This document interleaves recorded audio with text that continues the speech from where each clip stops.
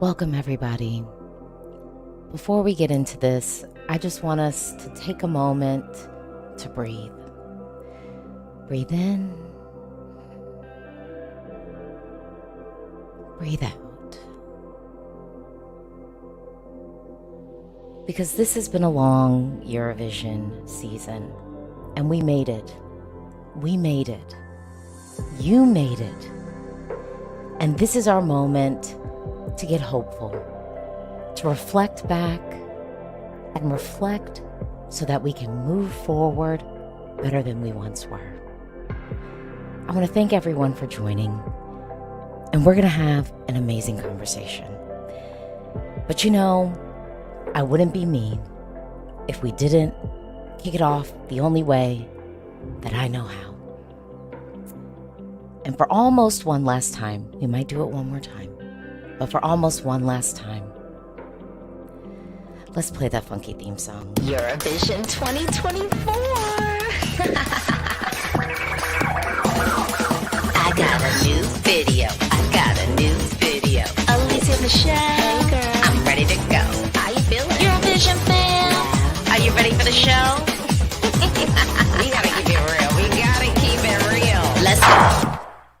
Let's go. Let's go. Hey, I am Alesia Michelle. If you've never been to my channel before, welcome. If you love the Eurovision Song Contest, this is your opportunity to like this video and to subscribe. And I'm going to do a little caveat with that because Eurovision is not just a TV show. It is us. It is this community. If you find solace in it, if you feel like this is your home, please like this video and do subscribe. Y'all, we got so much to talk about. We got so much to talk about. And if you're watching this on the replay, you could have been here live. But I've got another video coming out tomorrow where we're really going to get into the nitty gritty and we're going to break down the results. So that one's going to be a little bit mathy. And I know some of y'all don't love math. Look, growing up, I didn't love math either. But let me hop in these comments. All right, so happy for Nemo. Bakur, girl spilled the tea. Amethyst, keep it real, girl. We gotta keep it real, okay, Bakur? We need a detox right now. SC98, I really need that therapy session by Alesia. Michelle, Marionette, greetings from Lithuania. Michael, hi, Alesia. Was nice to see you at the pub crawl. It was nice to see you too. Yes, I did events this year because I know this year was tricky. I know that some people were like, I already bought my flights and I'm stuck going there. What am I going to do? How am I going to connect with fans? Because I can't make it to the shows. I don't want to buy tickets to the shows. And so you could have came out to one of the events. Mars, Milo, hi folks. Anyone else feeling that post-Eurovision depression has a whole new meaning this year? Yes, post-Eurovision relief. So Amethyst, hope you're doing okay, Lisa. I am doing great. All right, and Laura says, love to see you, Alesia. Love from Finland. Wonderful. All right. Okay. All right, let's get into this. I want to kick this off, and let's just start off by talking about our winner, Nemo from Switzerland. I will just say, when I heard the song, I felt the winner potential. I did. I felt it. It was bombastic. It was interesting. This is a song on paper that you look at it, and it's challenging. It's complex, and it won the jury. And it made sense for it to win the jury if the jury wanted to have any sense of credibility, you know, given some of the results that they've given us in recent years. Not so much last year, but in recent years. This song on paper, I just want to note that, was a Eurovision winning song. And then it was one of those songs. If you are now able to take this thing that is pretty complex, that's a pretty challenging song to bring to life and do it somewhat effectively, then we need to reward that. And that's what we saw the juries do. And so I kind of want to kick off. So obviously I am happy about the winner that we had. And ultimately with Eurovision, you know, we sort of close the chapter and end the story with the winner. And at the end of this Eurovision season, I'm not going to lie, y'all, I think we did have a happy ending. Now, it was a happy ending with maybe a cloud. It was a happy ending with maybe a little bit of like a cliffhanger. Like, are we going to make this a series? You know what I'm saying? And I think that there is that, but I don't want us to become so upset about everything else that was surrounding the contest that we don't honor our winner, because our winner does deserve to be honored. But let's break this down.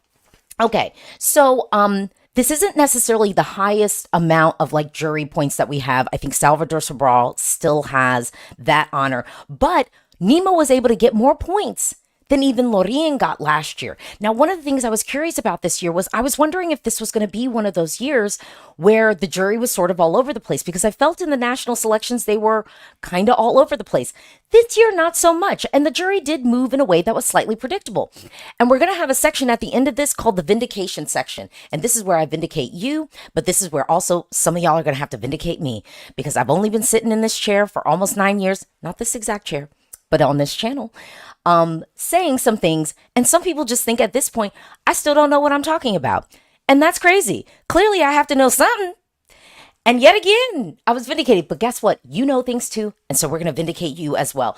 So the jury had Switzerland in the lead. France came second. We'll come back to that. Croatia was third. We'll come back to that. And then we had Italy in fourth, Ukraine in fifth, Ireland in sixth. Ireland, come on. Bambi Thug, come on. I love to see it. Portugal in seventh, Sweden in eighth, Armenia in ninth, 10th. We rounded out with Germany. I'm not going to lie, y'all. That top 10 looks pretty good to me. And like I said, we're going to really get in the nitty gritty of the results tomorrow. But then in the public vote, public, Croatia first, makes sense. Israel second, low-key makes sense. I was sitting up in this chair telling y'all, prepare yourselves. We did. I think most people were prepared, so it happened. Ukraine, third, still able to be in that top 5 finishing. Not crazy. France, then fourth, and then we had Switzerland. Oh, well, and then I'll round it out. Then Ireland, same place, sixth in the televote, sixth with the jury as well. Then Italy. We'll come back to that. And then we had Greece. Hey, girl. Hey, girl. Armenia, and then Lithuania. Okay, and then Sweden was outside of the top 10 of the televote. Looking at these results actually don't look that crazy to me. Overall. We'll dig deeper overall, but let me hop into, what do y'all think? Laura says, we should all thank the jury this year. Mantes, yes, Nemo wasn't my favorite, but understand why it won. It was performed perfectly.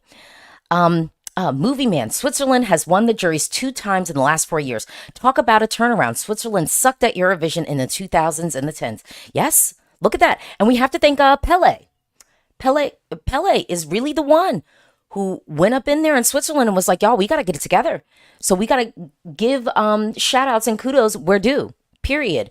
Emitis, Gospodin, I don't think you're going to do anything groundbreaking in this chat. Okay, Gospodin, what are you talking about? Let me go back. Okay, Gospodin, we could have had Switzerland with 300 jury points. It was a bit in, we could have had Switzerland with 300 jury points. It was a bit enforced to me. Look, y'all, I have been sitting in this chair telling y'all that Switzerland was going to win the jury. I've been telling y'all that.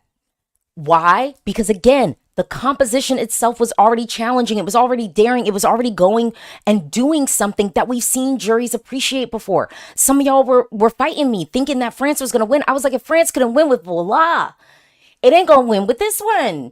I was like, it could come second or third. Okay. But I also thought that Croatia was going to come third. I was kind of like, I think Croatia's going to see themselves on the other side of and do better than what Katia did last year for numerous reasons. Steven says, well-deserved win. Just feel bad for Switzerland winning after so long with the mess of the EBU. But congrats, Switzerland. Music Forum highlighting the thing. The code only came 5th with the televoting. Here's the thing. I think it could have done better with the televote. And I hate to say it because some of y'all hate it when I say it. Styling matters. It can be distracting for some people. And I think if the styling was, what was it? Like the page boy look, the ticket attendant, welcome to the show, taking you on a ride. And we still could have done the topsy turvy staging. I think people would have received that. If we wanted to wear something that was a little bit gender bender, if we wanted to do something that was even, I think, kind of fun and sort of playing with gender roles and sort of the styling and aesthetics of it all, I kind of was like, why don't we dust off something that maybe is reminiscent of what Celine wore on the stage, which is kind of iconic for the wrong ways, but I think we could have, maybe even remixed it. I just think the styling felt disconnected for some people at home, and I hate to say that, but I do think it might have done better with the televote if we had that. Let's get into some of these other. Tony, nothing wrong with fifth. Nothing wrong with fifth, but we could have had it. We could have had a top three. We could have had a top three. I could have had space for that. We could have had a fourth, but it's whatever. Sam Surlier, the jury was such a joke this year. Serbia got 22 points only, and Georgia and Slovenia, who can outsing 95% of the jury, probably got less points. Got less points than Spain. Well, sometimes.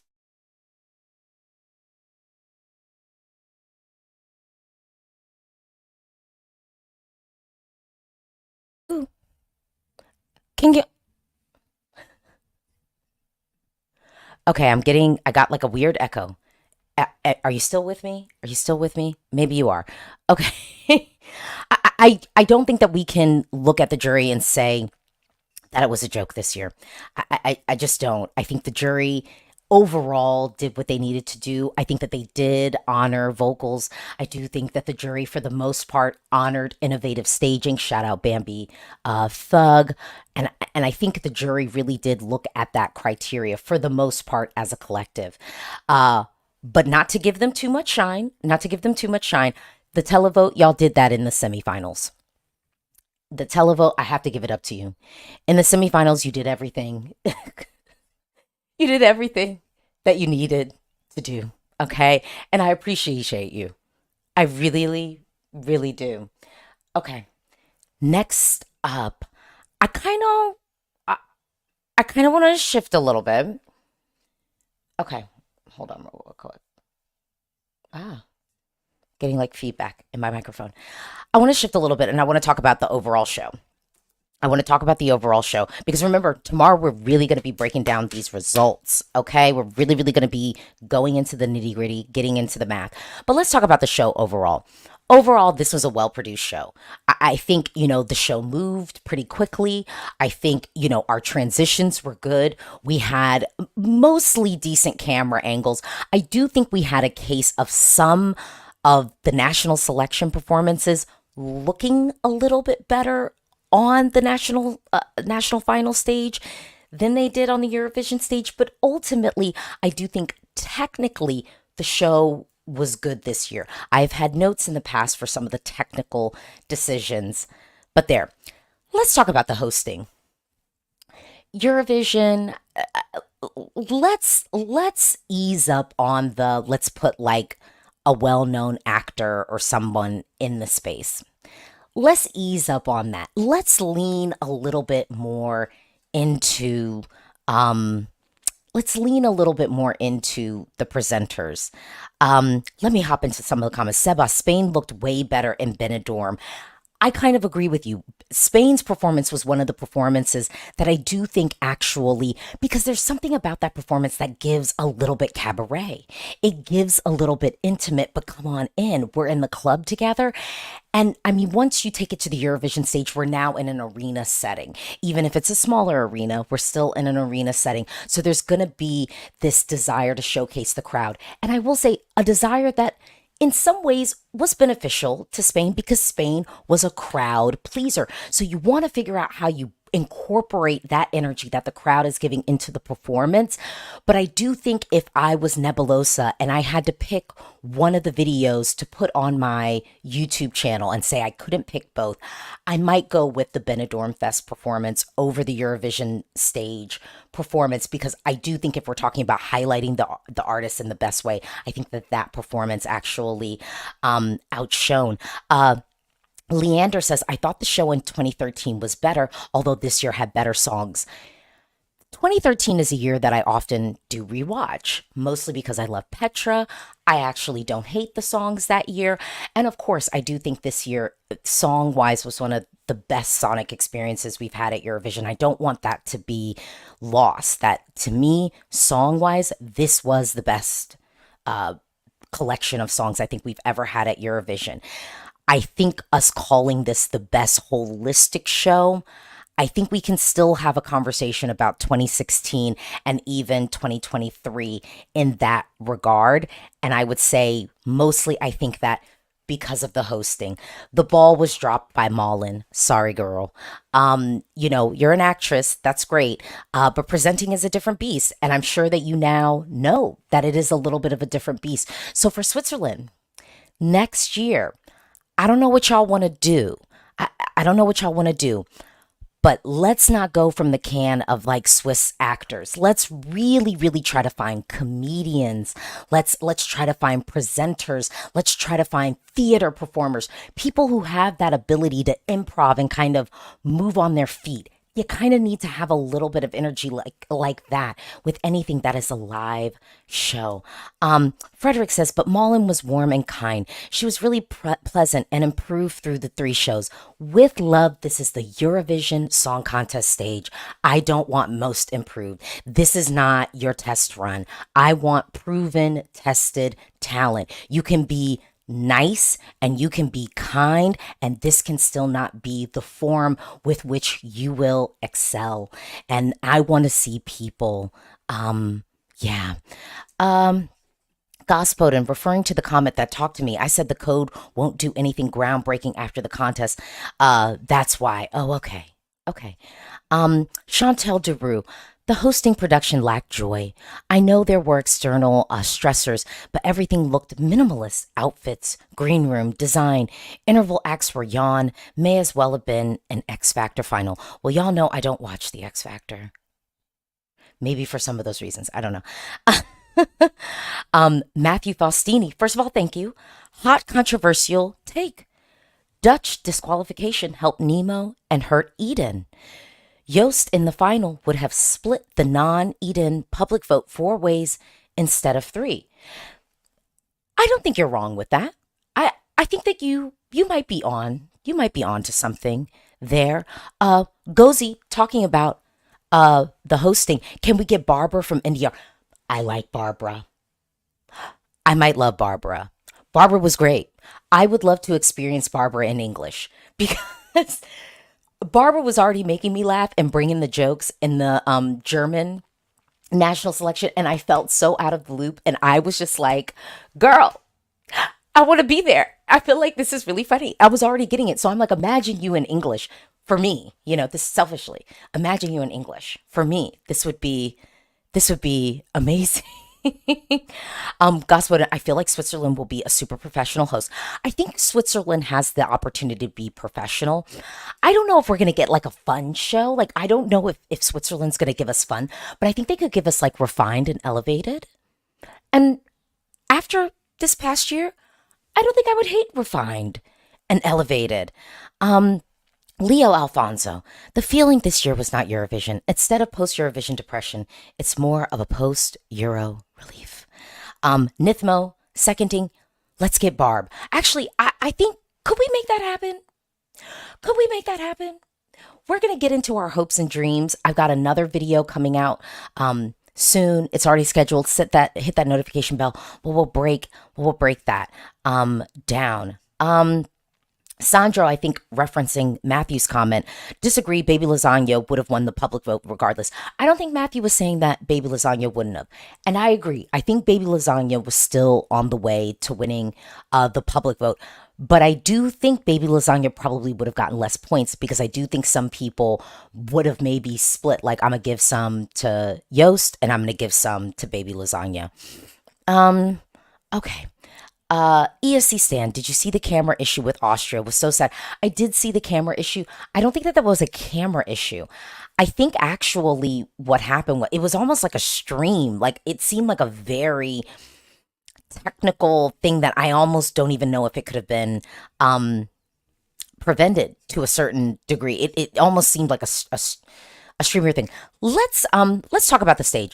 Overall, I will tell you, I do think the stage ended up working. I think having this in Malmo Arena, in contrast to if it were happening in Stockholm and we were at Friends Arena, we would have maybe ended up with a massive stage. And y'all know, longtime subscribers of mine know, I actually didn't mind the Dusseldorf massive stage. For some reason, the scale that year I didn't hate. Yes, some performances looked like, oh, we've only got six people on stage. But I think because the arena was so packed, the energy was just so high that I actually think that was a case where it kind of worked a little bit. But then I think we've had other stages where everyone just gets gobbled up by the grandioseness of the space. Malmo Arena was very intimate. I actually think the performances for the most part looked good. So I do think that the stage design ended up working to a certain degree, but there was a little level of the cross that I think proved a bit like everyone just ended up kind of being in the center, and I shouldn't say everyone, most folks just ended up being in the center. I think some of the delegations that really utilized the stage well, I want to shout out Czechia, those cubes in an inventive way. I really, really loved that. DJ Sherbert, the stage was a combo of 2011 and 2021 in the body of 2013. Joey, I like that most, if not all, performed at the center of the stage. Um, in Norma, Dusseldorf was amazing energy. Yeah. So I think that's the thing. Like, if you're going to have a massive arena, you gotta get low key kind of cheap tickets. Okay. The tickets, the nosebleeds got to start at about 25 pounds at minimum, well, I would say at maximum for the nosebleeds, because you got to pack that arena. It won't work unless that arena is really packed. Aiden, I wish we saw the cubes more. Sometimes I even forgot they were there. I agree, because when you saw them utilized, it really did add a dynamic element to the performance in a really effective way. I could have seen more with that. Dorothy, did it feel weird with the green room being behind the screen? Honestly, no. I kind of liked that. And this moment of the green room sort of opening up, I think was a good moment. That was something that I think was great. Carol says, yes, I prefer the stage than, for example, 2023's one. I think I tend to agree with you. I think that this stage and I think this arena, the intimacy really shone through, was good. Liam, nosebleeds, those are the seats at the tippy tippy top of an arena. So the really far away seats. That's what I mean when I say the nosebleed section, where you're so high elevated that your nose begins to bleed. So, Stephen, yes, Jedward slayed on that big stage in 2011. Sorry, but it's true. It's just, I do think you can do big stage, big arena, but you got to be thoughtful about it. And when you're doing big stage, big arena, the crowd has to be hyped. But this year, I do think the stage was good. Let's talk about the performances overall. First of all, I just want to start off by saying, I told you so. We were going to get the holograms. We were gonna get the holograms. Okay. Um, for all that was said about the rigging of it all for ABBA, we really didn't have that much ABBA. Uh, I will agree with folks that perhaps the climate this year made it difficult for them to get performers. The performances, I think we started off on a high note with having Eleni, having Eriksade, and having Chanel. I thought that was like a really good opening. I liked the idea of kind of opening with acts that hadn't previously won for a semi, showcasing that just because you don't win the contest doesn't mean your career is over. You can still be iconic in our space and iconic beyond. So I did love that interval. I loved, I'm not gonna lie, to me, if I talk about the performances, the really shine of the performances, I liked the tattoo. I don't want to go. Like, I was laughing at that. Like the pulling down of the tanning bed. The pulling down of the tanning bed and then us getting tattooed. I thought it was funny. I thought some of the jokes hit, some of the jokes missed. I think the arcade joke fell flat. The arcade joke didn't quite work. I did think, given this year's climate, I would, and I know sometimes it's like, well, what do we do? You always got to have backups. I would have omitted the "you're good to go." Uh, Edward. I mean, it might have almost just been better just to have Sarah Dawn Finer come out there in the middle of the stage and just start singing, money, money, money, must be funny in a rich man's world. I think that would have been that would have been more of a hit. We could have easily pivoted to that. Alcazar, I liked the Alcazar joke. One, because it was nice to see them on the Eurovision stage. But I did agree with some of the critique of the Alcazar of it all being kind of like, okay, but it's Alcazar. Couldn't we have gotten someone else? Um, Raphael, the Benjamin Ingrosso interval felt incredibly flat in the arena. It did because, if anything, you're playing to a Swedish crowd. So I thought I I enjoyed the Benjamin Ingrosso interval act because I like Benjamin Ingrosso. Y'all know I was calling him Little Benny all them years back. And so to see him sort of mature and grow as a performer, I would really love him to hit it big in the US. I know the US is a huge music market. I think that he is talented enough to do so. But I did think it was a weird interval act to have because it's like, I think for those of us in the bubble and for Swedes, it'd be interesting. But if he's not really that big outside, it was just kind of like, okay.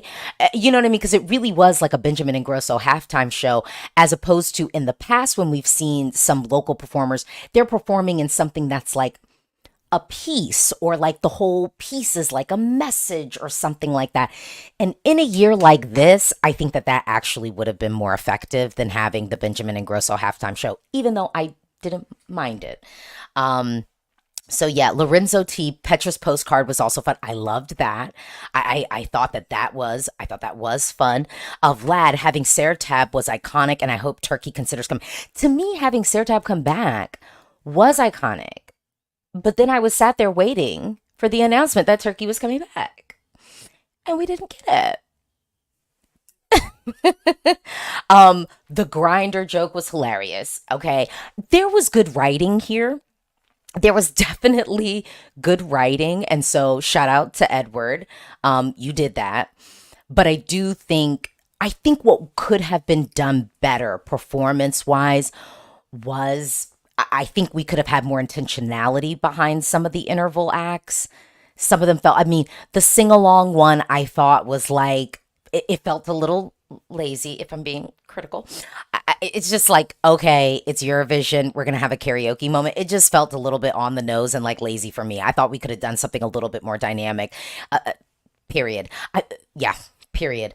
And Norma, main issue with the interval acts, everything was recycled. Previous performances, Sarah Tab was amazing, but I missed something innovative like Norway's Glow interval in 2010. Yeah, I was even thinking of that one young lady that sang when the Netherlands was hosting, and we had that whole thing about water and like, oh, wait, here we go. Oh, come on, bring me back.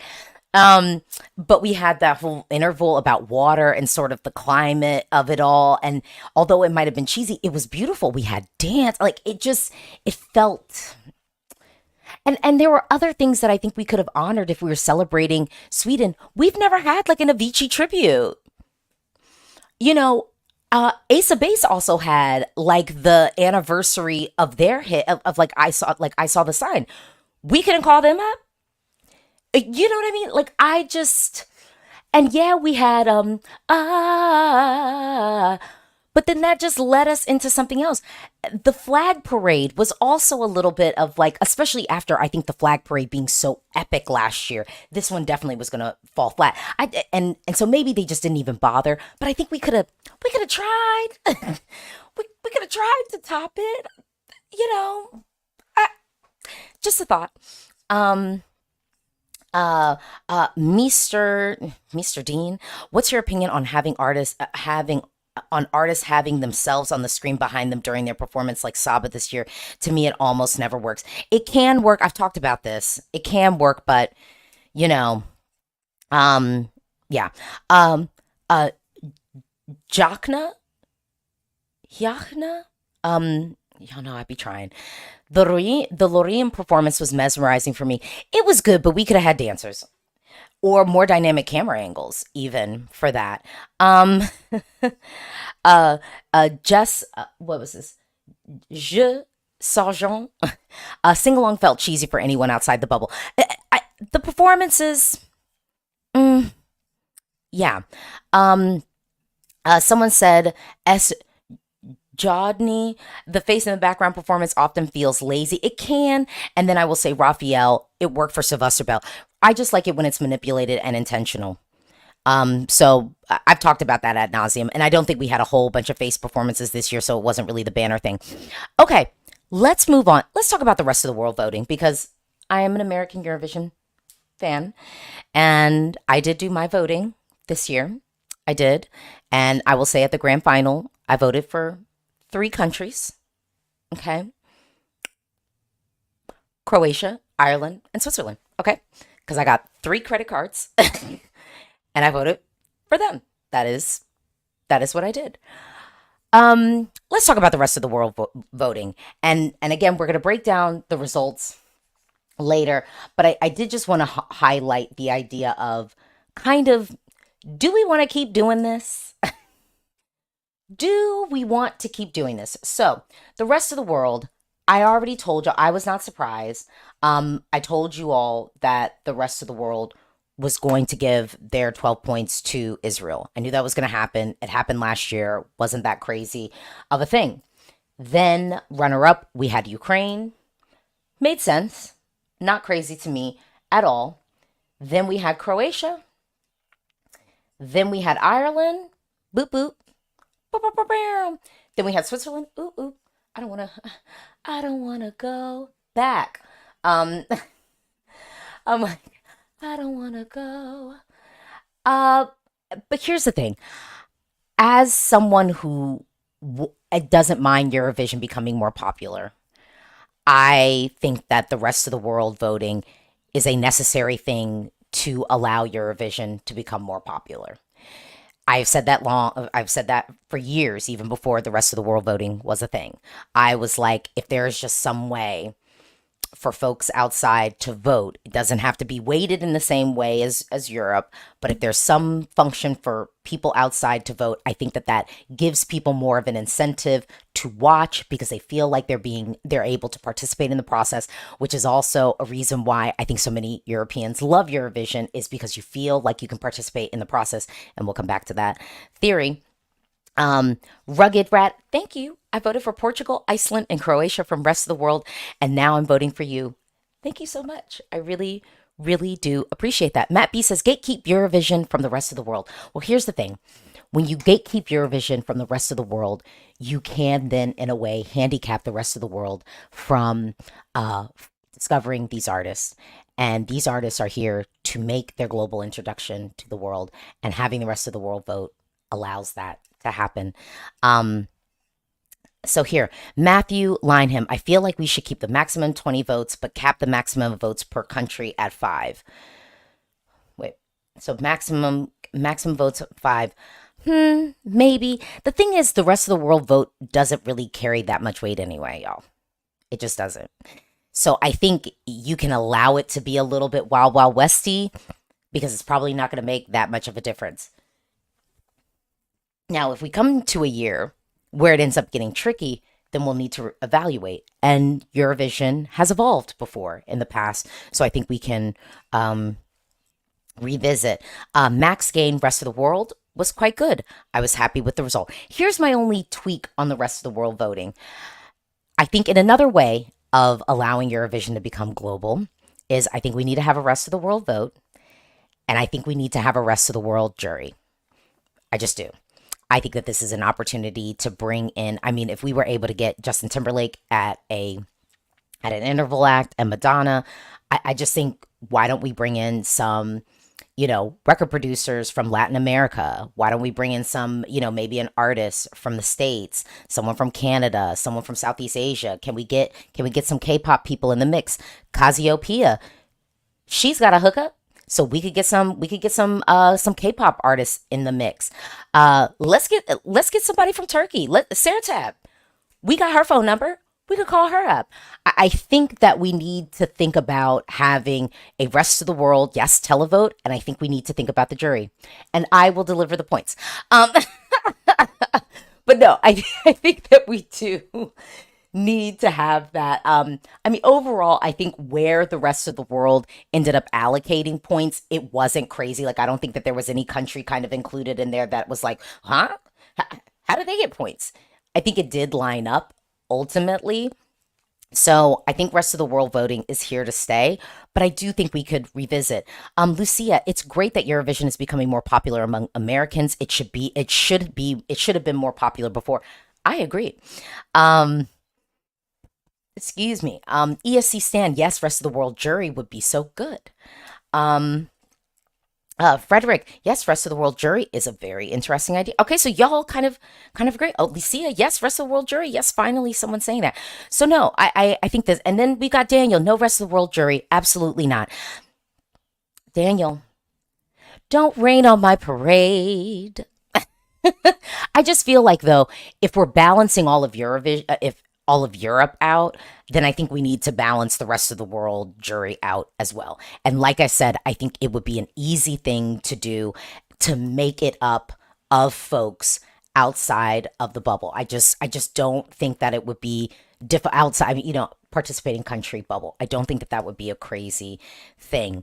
Um, so yeah, just we're moving on that.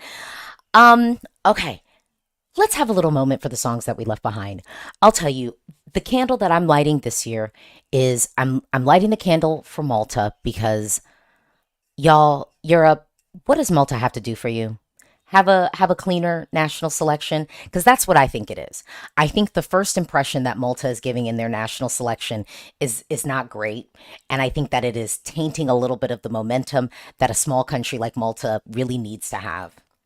And that's sort of my piece on that. Rida says yes, Malta so robbed. Um, uh, Ellen said Austria. What are you talking about Austria for? We're talking about the songs we left behind. We're talking about the songs that didn't even make it to the final. Let's live there. The next one, Australia. Here's what Australia is going to need to do for us. Where is the money? Where did the money go? Where is the funding? And who was in charge of that staging?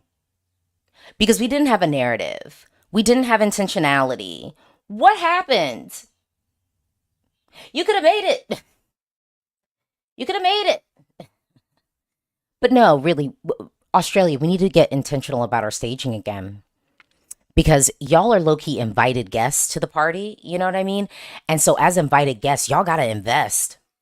You know what I mean? If it's seemingly like you're not investing, then it's like, you're just using your ticket. And this is not no shade because y'all know I love it. But I gotta preach into it. I gotta preach into it. Okay, Costa, Malta, go back to internal selections challenge. Maybe because here's the thing: Malta, everybody in Malta could sing. Everybody in Malta can sing.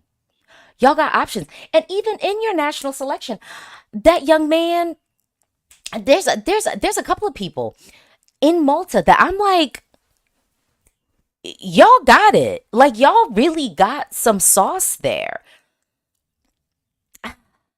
But I think what it is I think it's because no one was really checking for the national selection heavy.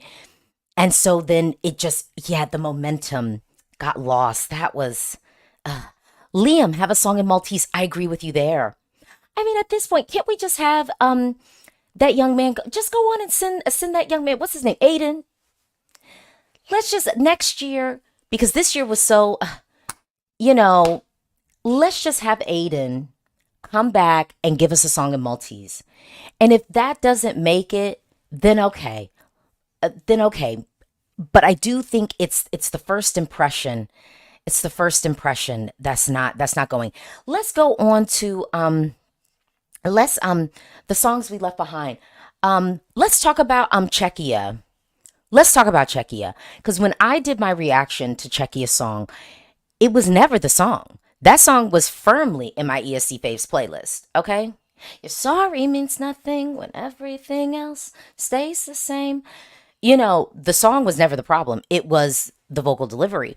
And I had faith that Czechia would deliver it well on stage. But I think with Czechia, from where I'm sitting, I think with Czechia, some of y'all didn't love the song, I think. And some of y'all were still crying over the Red Flag Parade of it all. And Red Flag Parade was highly derivative, y'all. So I don't think that the end of the story would have been better for Red Flag Parade. The challenge with Czechia, though, was, and just being real, the challenge with it was the competition in the semi. This competition in the semi was just tough. And here's the truth of the matter. We lost Czechia, but if we had gotten it, who would they have taken out? Norway? Do y'all know what y'all would have done? Fire in the streets, okay? or maybe I should say witch's brew stewing all over the streets of Malmö. Let's talk about Belgium, because on that reaction, where y'all at? Where y'all at?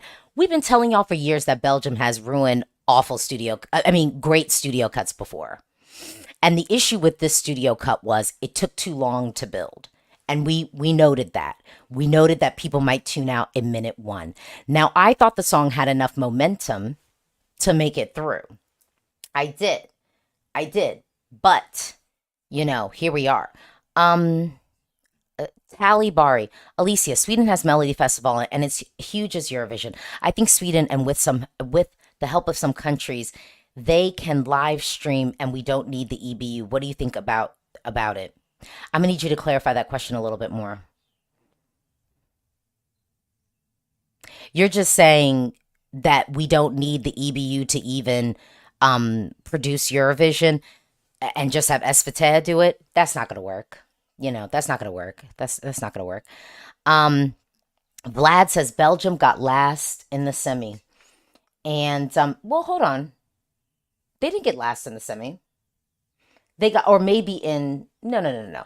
Malta got last in the semi. Malta got last in the semi, and that didn't feel right. Sony.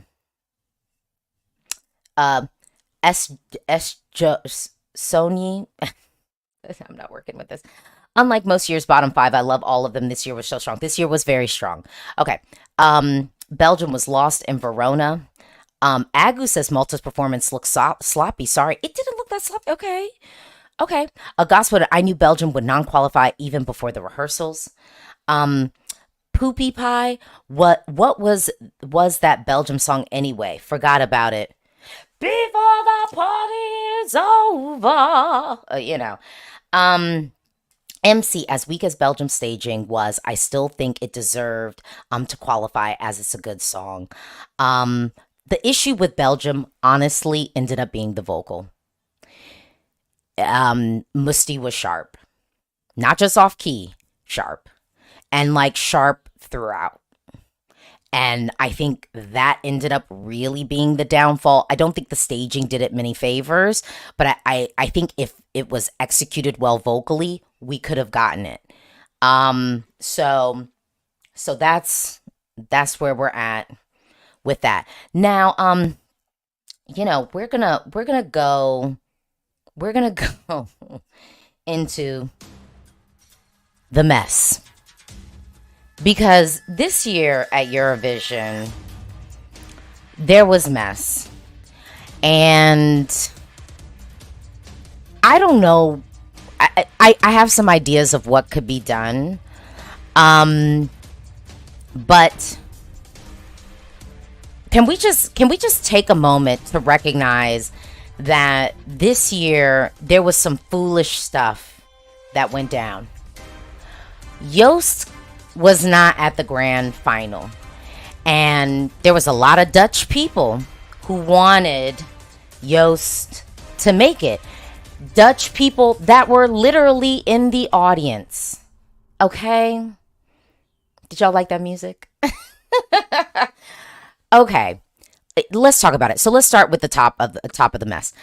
If Yost was in fact aggressive and rolled up on someone and broke their equipment, then sure, you excused Yost from the building. But there is a clear double standard happening here where some people get punished and some people do not. The issue, again, I want to be very clear, is not so much that Yost was disqualified. It was that there seemed to be different rules being applied to different people. That is the issue. And I want us to live in that space before I hop into these comments and see the reactions. Okay. James, the double standards is the issue for me. Dallas, my only thought was, goodness, does the EBU not have a strategic crisis communication plan? Does anyone have a degree or ABY community? I will say, Dallas, we're going to get to that too. Because the fact that you have all of this stuff stirring up and you still have scheduled content being posted on your channels, I mean, that's mistake number one. I'm not trying to say that I'm an expert in this stuff, but my job is in digital communications. I get paid for it. I manage a team of people. I do this for a living.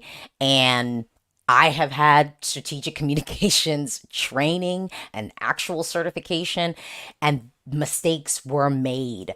There was a breakdown in the press narrative, and I'm sorry, EBU, you will have to take the L on this because you allowed the narrative to get away from you. The individual broadcasters reclaimed the narrative. Fan media reclaimed the narrative. Internet folks and fans reclaimed the narrative, and you never really got your footing back. That's an L. You have to take that loss. You have to take that critique. And I do wonder if, if you're used to doing communications and comms and managing in a world that is just talking about this fun song contest, and you don't have the experience with recognizing the scale of Eurovision, the implications of that, you might be out of your depth a little bit. And that is something that, yes, there are companies who do outsource this, but I would say any modern team now, any modern communications team, both traditional comms and digital comms, needs to have somebody on staff who does have some type of training and certification with that. And so I think the team that is in place, like, this is no shade, this is really just the facts. At my job, if something like this had happened, somebody would probably be losing their job. I just somebody would probably be losing their job. It just is what it is. Simon, fan media being the actual ones who covered the news instead of the established media. Come on now. I just, Music Forum, yeah, the Netherlands deserves better, I think. Yeah, Andrew, they didn't let any press and fans not knowing what's going on. So, the problem was this, and Frederick, you're right, poor communication led to a lot of speculation. That was where the EBU lost it. And lost it in a way that was particularly funky after you sent out a statement a month prior talking about abuse and harassment of artists. So you gave vague information, allowed people to run with it. And knowing the world that we live in, people were going to run with it. This is something you have to anticipate. You didn't efficiently inoculate the message. You didn't. You should have. And then also, I'm going to be real. And I, with love, I did send this to some of my colleagues in the States who are press people. This, the statement on the Dutch participation. And so many of them were like, huh? Like, why are you saying that? So let me just read this. The Dutch artist was disqualified, blah, blah, blah, blah, blah. following threatening behavior directed at a female member of the production crew. Why does the person's gender matter? That was messy. That was an error. Like, it should have just been a member of the production crew was threatened, had their equipment broken, and so now we are investigating with all parties what exactly went down. You know, it just, the writing on that one wasn't so great, y'all. It just wasn't, and you needed to be more specific in that moment. This is very, very unfortunate. Um, uh, Thin Thinis Sajay. Yost was getting defamed left and right and center with these rumors. Where was the communication? And not just defamation, because defamation spoken. Libel. There were articles written by like actual, like big publications that wrote things that were not true. Did press reach out and we didn't return the calls? Did they say that they were going to write a story? That was not great. That was not great. Yeah, that was not great. Sarisa, yeah, including the gender made it seem more pointed and an attempt to defame Yost. And I'm happy that RTP made a formal complaint to the EBU about this. But again, let's bring it back a little bit. So the Yost situation was not great from I think a basic comms perspective. If we want to analyze what do you not do in a crisis comms situation, this is just going to have to be used as an example, period. And if jobs are lost from this incident, that would not be a crazy thing. Like I said, in my organization, if something like this went down, there would be people fired.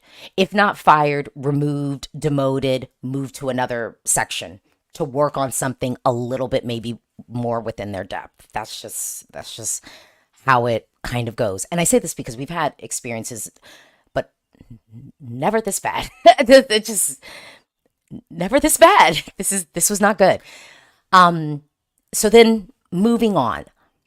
You had an article talking about statement on abuse and harassment of the artist, and yet you accredited individuals who had documented abuse and harassment against the artist. And I will just tell you, I tweeted this out the other day, but I was being basically cyberbullied by a journalist who was posting things. I have screenshots. I shared those things. That person was in the press room. If I have to block you in fake life, aka the internet, then I am not going to be in a physical, in real life space with you. Why would I do that? This person had already proven that they were unethical, operating in bad faith, and you accredited them. You gave them access to a space and by effect gave them access to me and others to them possibly do the thing that they were doing before. The EBU needs to immediately reevaluate their accreditation process. And I will say that might work to my disadvantage. I might then not get access. And guess what? I will be okay with that. I will have to be okay with that, because if me not being in a space that could potentially put me at risk of having someone libel me and defame me and attack me on the internet, I am okay with not being in a space with that individual or individuals. You accredited people, and I would say the EBU needs to do it for press. And the EBU needs to set standards for delegations and make them sign agreements. If you are backstage and you are taking pictures of people, one, you are backstage, you have extra access. You then are now taking pictures of people and then writing petty garbage on social media about those people. Why are you still there? That is insane. That makes no sense. That is not okay. It is not okay. And I sat in this chair and I wrote it, and so no one can make pretend any stories. I didn't think any of the performers, and I will say it again, including Eden, deserved the abuse that they were getting on the internet. Period. People were making fun of her appearance. That was not okay. If you were mad with what the Israeli government was doing, cool. If you felt that Cannes should not have been participating at Eurovision, cool.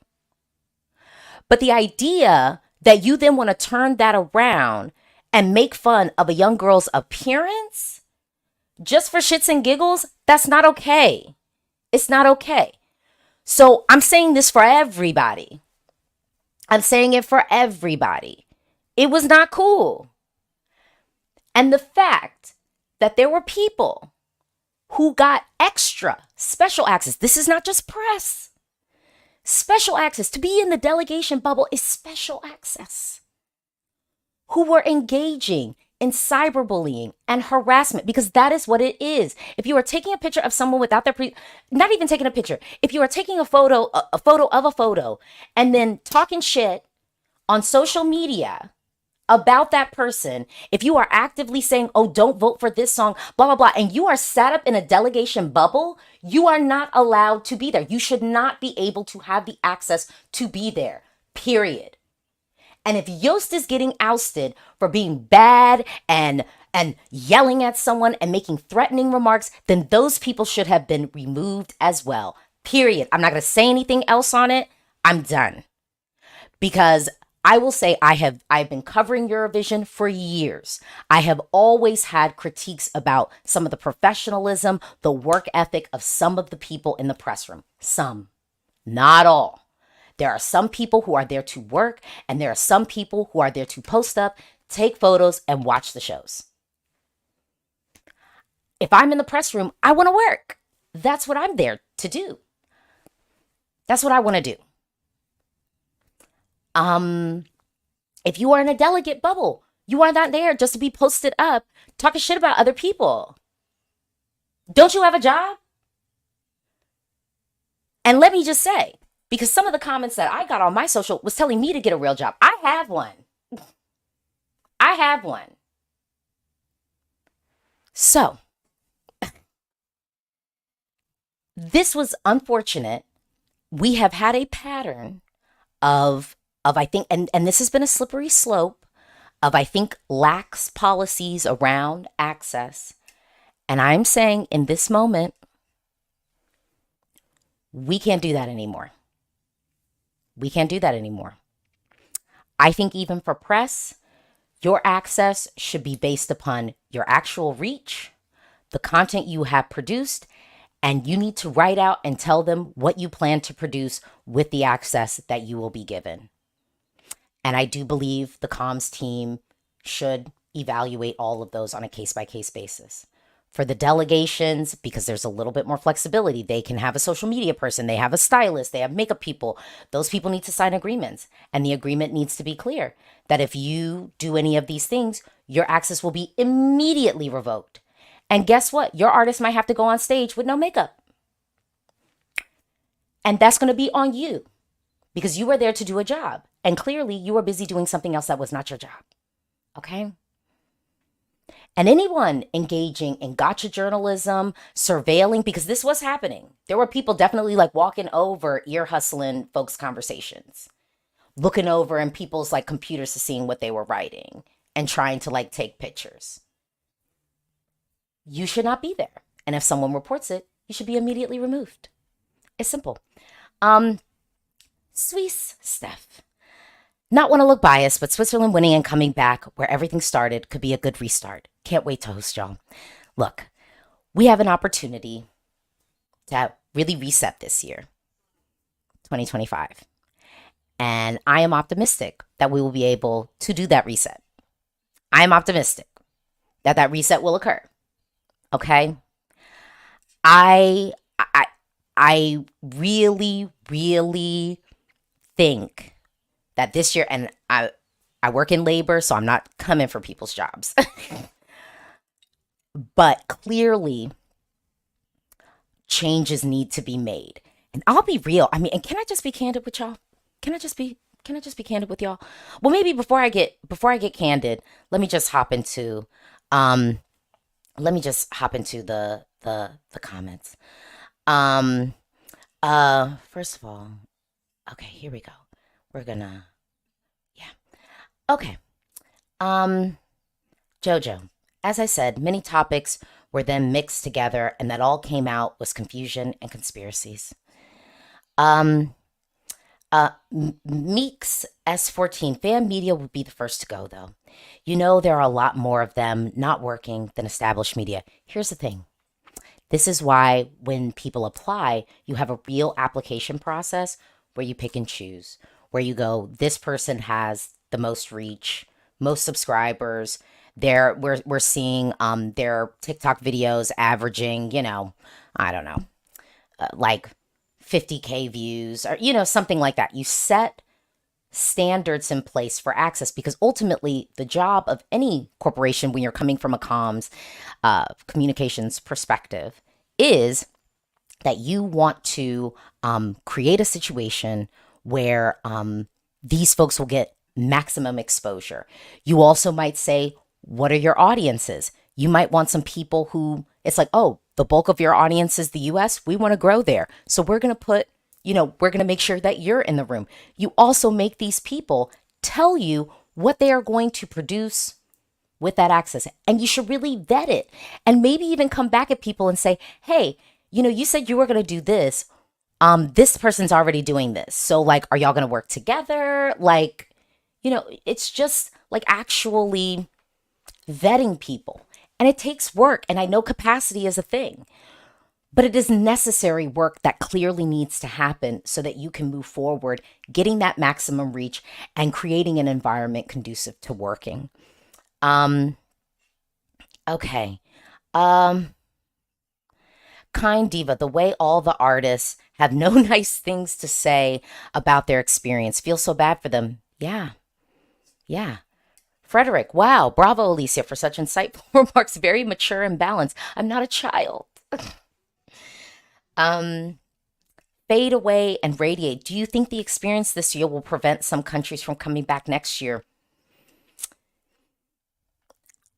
In a way, I would hope.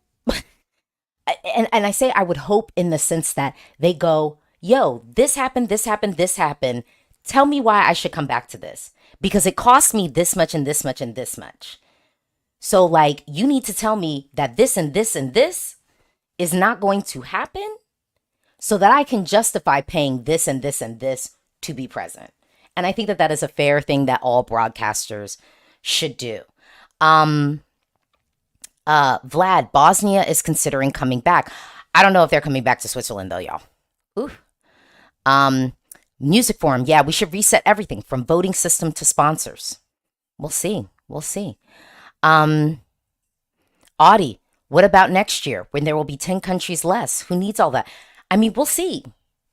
We'll see. We'll see. Saskia, EBU needs to be held to account by outside broadcasters and other organizations. Otherwise, not much will change. I agree with you. The mobilization for this to be better and reset is not going to emerge from us. It's not going to emerge from fan media. And sadly, it probably won't even emerge from the artist. It's going to have to emerge from the broadcasters. Now, what the artists can do is they can tell those broadcasters, how can I in good faith tell my other musical colleagues to want to participate in this if this is the way they're going to be treated? And then that's going to rise. So then the country's going to go, crap, we don't want to send like a bad song. We don't want to send something like awful, so we got to do something. So we got to go to the EBU, and ultimately the EBU, you want to have a good quality contest because if you want to have sponsors, if you want to have more viewers, you got to have folks are going to want to tune in to see. You're not going to have big name people. Yost was a big name person this year. Ali Alexander was a big name person this year. Marina Sati was a big name person, known before Eurovision. This wasn't some of these folks like debut. You want to have more of those known names participating at Eurovision because they're going to bring more eyes to the contest. If they feel like they're going to show up and be disrespected, treated poorly, like surveilled and like harassed, they're not going to want to be present. And that's across the board. I'm speaking generally. That's across the board. So, there's that. Teddy, Australia's for sure withdrawing next year. No, they're not. They still got the contract. They renewed. Australia's coming back. Max, Nemo did not deserve to win, period. 5th on the televote, juries messed up everything again. They absolutely did not. Y'all, Televote, I will give you your shine in the semifinals. You did that. You did that. At the grand final, it was I. It was I. It was I. I mean, if we had done a 60-40 split, Croatia would have won. And, and I've been a long time proponent of, I like the 60-40 split. 60 televote, 40 jury. I'm cool with that. And Croatia would have won. And obviously, y'all know I would have been cool with that. But I am also cool. Like, don't have that make you confused to thinking that I'm not cool with Switzerland winning. I'm absolutely cool with this win. We had an extremely strong year. And, I don't want to end this negatively. And, we're going to break down the results tomorrow. So I hope y'all are going to come back tomorrow. But I want to have a little bit of fun with y'all before we sign this off, because we don't want to end on a bad note. Some of y'all still don't understand why I do what I do and why people listen to me. And so now we're going to introduce the vindication round. And I'm going to shout out you all who need to be vindicated. So some of y'all said Belgium was never going to qualify when the song came out. And some of y'all were fighting those people. Y'all need to go back in those comments that I know y'all bookmarked, because y'all do that. Y'all need to go back to those comments that I know you bookmarked and give them people a little bit of a mea culpa, because Belgium did not qualify. Some of y'all were saying Belgium was the best song this year. It was not, and it never was. It was good, but it wasn't that. So, Belgium, the people who knew it wasn't going to qualify, I'm giving you your shine. That's your moment. All right. I also want to give it up to the people who said Australia wasn't going to qualify, because I believed they had a chance. Now, I wasn't that wrong, because I think if Australia had actually staged it, they would have been in. But then we would have lost Serbia, right? So that would have been tricky. But I want to give it up to y'all. Because you weren't wrong. So this is the vindication hour. Okay? But then I want to go to the people, because I was getting a lot of people like really upset because I kept saying, look, I love Italy's song. I just don't think it will win. It didn't win. So I want y'all to go back to those comments that I know you bookmarked. And I want you to apologize to me. Because I wasn't wrong. And the delusion of it. Italy wasn't even top 5 with the televote. So don't just beat me up. Talk to the rest of the people. Because they didn't even pick up the phone, go on the internet, and call for it. Okay, Italy. Now the next one. The next one I'm going to say is just, France didn't win the jury. I told you. I told you France was going to win the jury. They came second. Which I said they could do that. But winning? No. So all of y'all who say I don't like France or whatever, even though France was in my ESC Faves playlist this year, because it was. But I knew it wasn't going to win the jury. I knew. So let's go into that. All right. And I was 9 out of 10 for both of the semis.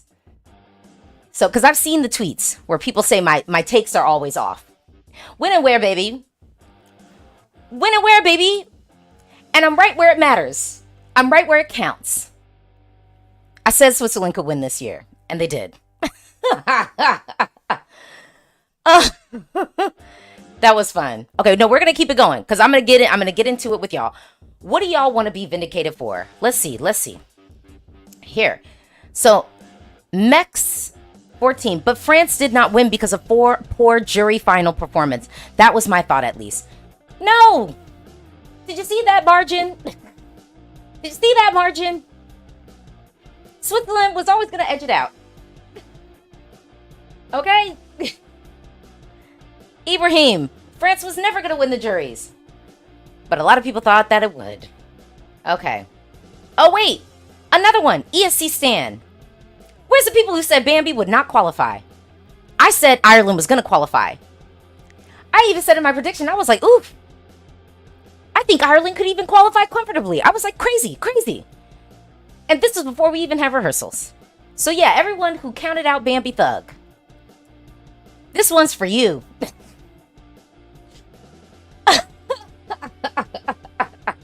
Okay. Tony D. Musti didn't deliver. That's why he didn't qualify. No, and because of the staging. Y'all are going to listen to us. Belgium is not a consistent country that knows how to stage well. Okay?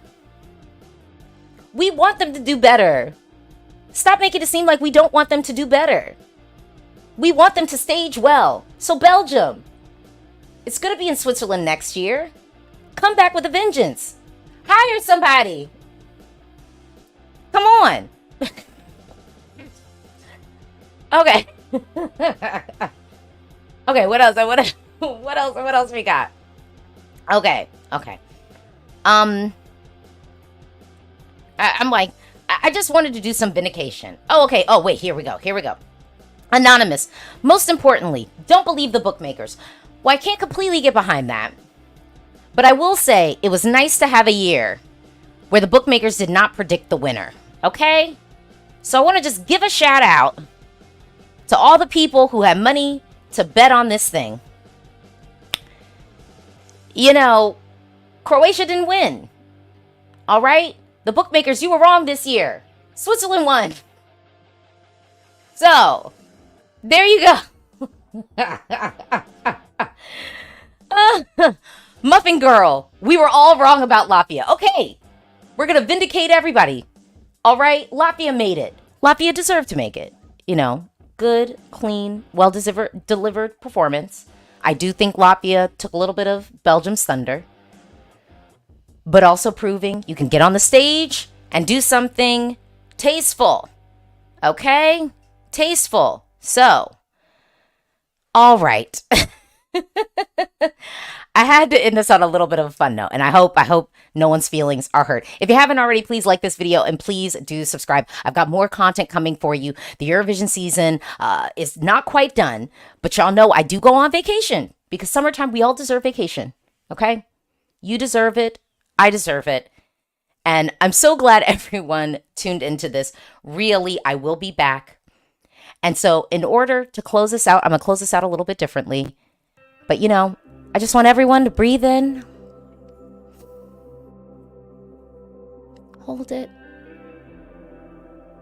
And breathe out.